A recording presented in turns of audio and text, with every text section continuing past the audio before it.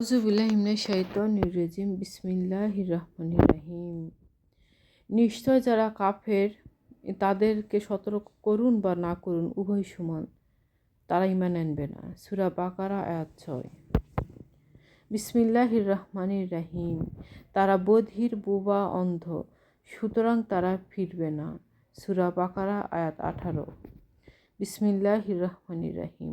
নিশ্চয় যারা পিতৃহীনদের সম্পদ অন্যায়ভাবে গ্রাস করে, তারা তাদের উদরে অগ্নিভক্ষণ করে, তারা জ্বলন্ত আগুনে জ্বলবে।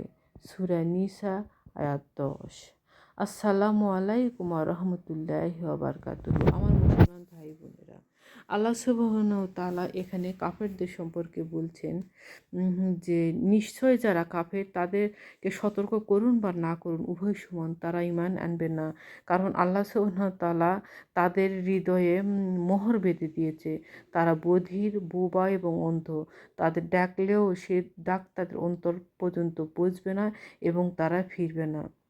মুসলমান ভাই বোনেরা, তাই আসুন এখনও আমাদের হাতে যতটুকু সময় আছে ততটুকু সময়ে আল্লাহ সুবহানাহু ওয়া তাআলার কাছে তওবা করে ফিরে আসি এবং আল্লাহ সুবহানাহু ওয়া তাআলার কাছে আমরা নিজেদেরকে সমর্পণ করি। আর এতেই রয়েছে প্রকৃত সফল কাম বা সাফল্য। ইনশাআল্লাহ তাআলা কালকে থেকে নয়, আজকে থেকে, এখন থেকে আমরা আমাদের নিজেদেরকে পরিবর্তন করব আল্লাহর পথে।